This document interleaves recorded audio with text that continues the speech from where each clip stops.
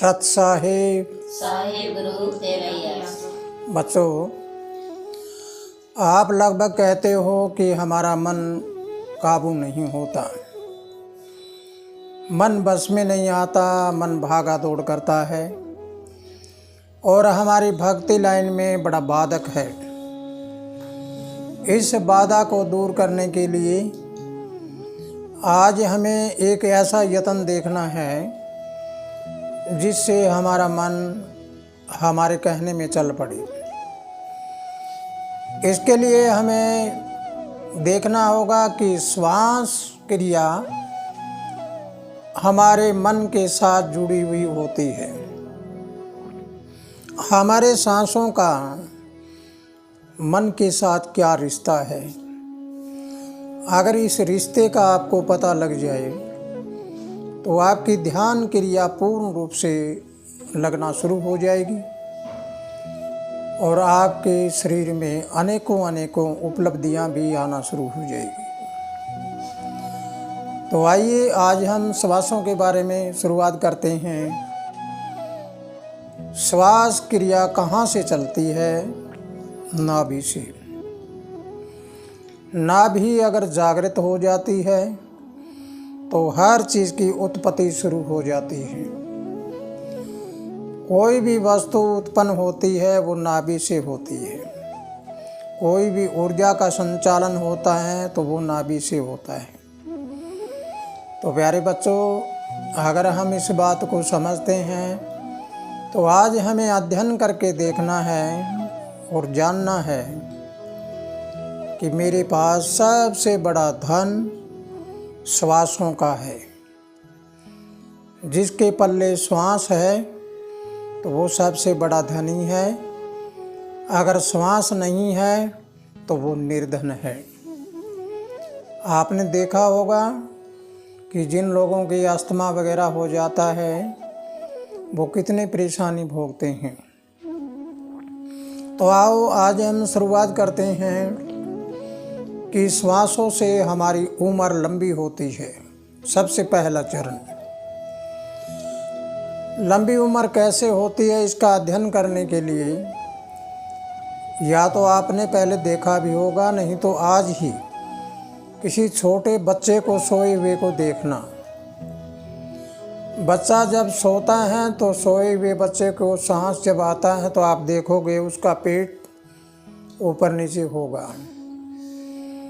इसका मतलब है कि श्वास क्रिया है वो नाभि तक आना जाना करती है। और ये हमने पहले भी बताया आपको कि श्वास नाभि से जब आता है तो वो पूर्ण होता है और ज्यों ही जब नाभि से ऊपर श्वास आना शुरू हो जाता है तो आप सोच लीजिए कोई न कोई बीमारी शुरू हो गई। ऐसे करते करते ये श्वास आखिरी में यहाँ से शुरू हो जाता है, यहाँ आ जाता है। तब सोच लेना कि अब तो सब कुछ गया। तो बच्चों, उम्र हमारी श्वासों के ऊपर टिकी हुई होती है, जो पिछली वीडियो में आपको बताया भी गया है। तो अब हमें जानना है कि इस श्वासों को हम मन के साथ जोड़ के मन को काबू कैसे करें। अगर आपने ऐसे ध्यान किया और छोटे बच्चे को देखा कि उसका पेट ऊपर नीचे होता है तो तुम भी अपने श्वासों के साथ आज प्रेम करना शुरू करो, क्योंकि श्वास तुम्हारी ज़िंदगी है और श्वास ज़िंदगी है। तो तुम्हें सबसे पहला प्रेम किससे करना चाहिए? श्वासों से। अगर श्वास है तो सब कुछ है, श्वास नहीं तो कुछ नहीं। फिर तो हमारा शरीर ये केवल एक बेजान पुतला है और बेजान पुतला होने के बाद हमारे से कुछ नहीं बनने वाला। तो हमारी उम्र श्वासों के ऊपर निर्भर है। तो जब भी आप श्वास लेते हैं तो ऐसे ध्यान में सुख आसन में बैठकर और श्वास को देखिए कि मेरा श्वास कहाँ से चल रहा है। तुम श्वास लेते वक्त जब अंदर जाता है तो उस श्वास को पूरा खींच के लेते हो, जैसे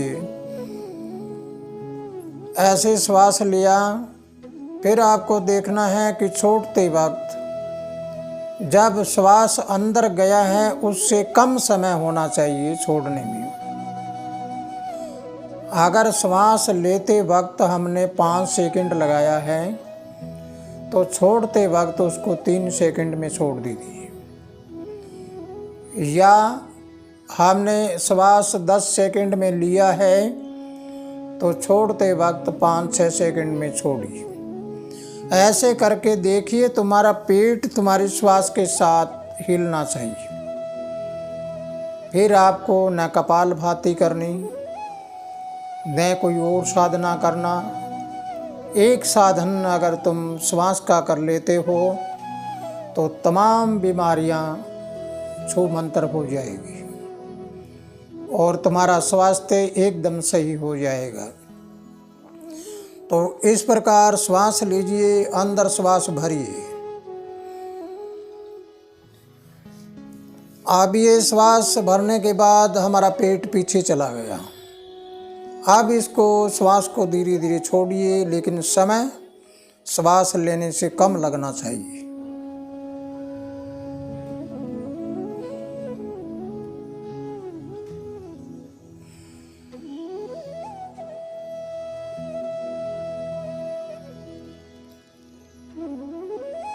इस प्रकार अगर आप श्वास लेते हो और नाभि का ध्यान रखते हो कि हमारा श्वास नाभि से ऊपर ना रहे, यानी नाभि तक चलना चाहिए, तो ज़रा सोचिए और विचार करिए इसमें क्या क्या फ़ायदा होगा आपको। सबसे पहला, आपकी उम्र लंबी होगी, स्वास्थ्य अच्छा होगा, हर परेशानी से छुटकारा मिलेगा। हर परेशानी से छुटकारा कैसे मिलेगा, इसका कारण अगर आप समझते हो तो हमारे दिमाग में 25 से 30 विचार आते हैं 1 मिनट में।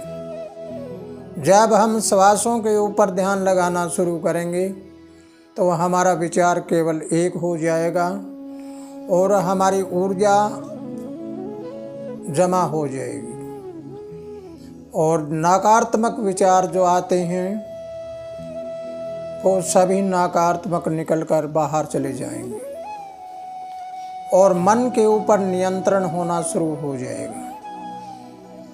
मन के ऊपर नियंत्रण कौन करता है और कौन से मन के ऊपर करना चाहिए? ये मन नीचे वाला पिंडी मन। पिंडी मन में अगर हम पूरी तरह से देखते हैं तो यही हमें विचलित करता है और यही हमें इधर उधर हिलाता है। इस मन का नियंत्रण, इसका काबू हमारे श्वासों के द्वारा हो सकता है, क्योंकि जब हमने श्वासों को ऐसे खींच के लिया तो मन उसके ऊपर अपना सारा का सारा फोकस डाल देगा, फिर वो इधर उधर नहीं भागेगा। तो इसलिए प्यारे बच्चों, हर परेशानी से दूर कैसे होगा? हर परेशानी से दूर होगा क्योंकि आपका मन ही आपको परेशानी में डालता है। मन कहता है ये खा लूँ, ये पी लूँ, ये कर लूँ। मन के 3 दोष होते हैं, ईर्ष्या, घमंड और मनसा पाप। जब आपने अपने श्वासों पे ध्यान लगा दिया तो इस पिंडी मन की ये 3 दोष दूर हो जाएंगे। जब ये 3 दोष ये अपना त्याग देगा तो फिर इसके साथ घमंडी मन वाले 3 गुण आप में आ जाएंगे। वो गुण कौन से आएंगे?